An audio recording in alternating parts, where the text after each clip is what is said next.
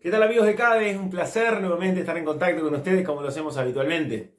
Hablando de los diferentes temas más relevantes, ustedes habrán visto noticias como hoy que la baja del desempleo, fundamentalmente la gente que estaba en el subsidio por desempleo viene cayendo. Habrán visto también la noticia de que el dólar se equipara con el euro y eso también te hace la movilidad de lo que tienen las monedas. Ven lo que pasa en Argentina, se ve lo que pasa en Brasil, fundamentalmente en Argentina, ¿no verdad? Con la incertidumbre del tipo de cambio. Hoy la volatilidad de las monedas ejerce una enorme presión sobre los gobiernos porque no pueden sustentar sus planteos, sus programas, sus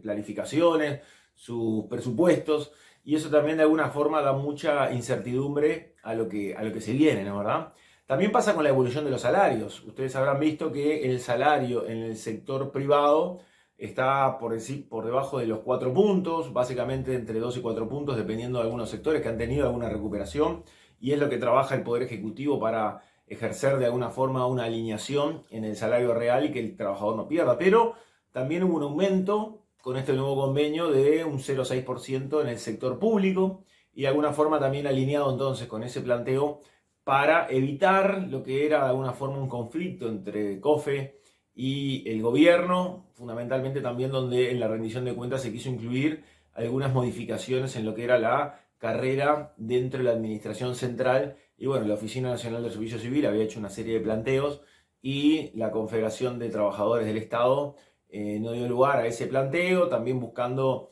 de alguna forma negociar, y lo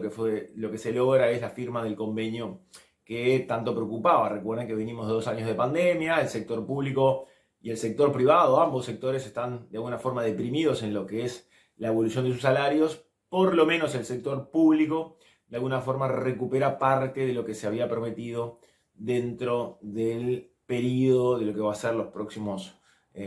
años, ¿no? Pensando ya en el 2024 cuando entremos en un año preelectoral. Otra de las preocupaciones, estamos sobre la inflación. Recuerden que siempre andamos muy cerquita al 10%, también vemos que en la Argentina la inflación anual es del 60%, también sabemos que en Estados Unidos la inflación anual anda en el 8%, son inflaciones muy altas, donde básicamente lo que ha habido es una gran emisión de papel moneda, ¿no verdad? Entonces, al haber habido una gran emisión de billetes, entonces también genera una mayor inflación. Lo que está haciendo el gobierno es trabajando sobre el déficit, porque el déficit de alguna forma es la vidriera ante el mundo de cómo está planteadas las cuentas macroeconómicas de cada uno de los países. Un déficit muy alto, recuerden que teníamos por encima del 5% cuando recibe este gobierno allá en el año 2019. Eso generaba de alguna forma una cierta incertidumbre para poder solicitar préstamos y créditos en el exterior. De alguna forma ahora estamos en el orden del 3,3% del Producto Bruto Interno,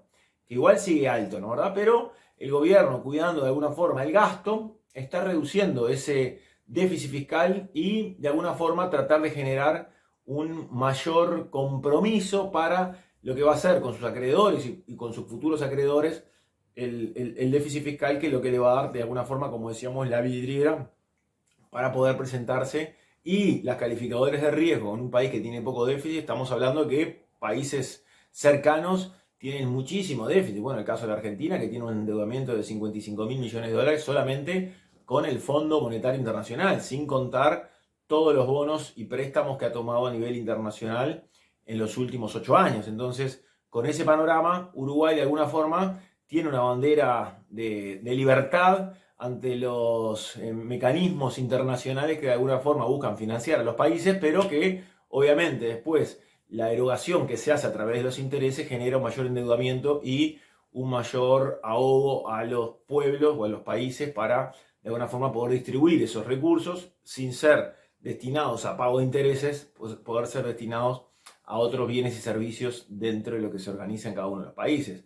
También está la incertidumbre del dólar, lo comentábamos recién, que si bien ahora ha repuntado un poco, pero la moneda extranjera se ha devaluado. Estamos hablando que en marzo del 2020 llegó a valer 46,85 y ahora está oscilando en el orden de los 40, un poquito más por encima, pero hace muy poquito estuvo por debajo de los 40, y eso también significa que los pronósticos no van a ser buenos, sobre todo pensando de la volatilidad que pueda tener cualquiera de estas de las monedas, no solamente el dólar, también estamos hablando del euro, que ha depreciado muchísimo en estos últimos días. Nosotros nos reencontramos en nuestra próxima entrega, seguimos comentando los principales temas que tienen que ver con el ámbito laboral, la seguridad social y por supuesto también la economía de nuestro país.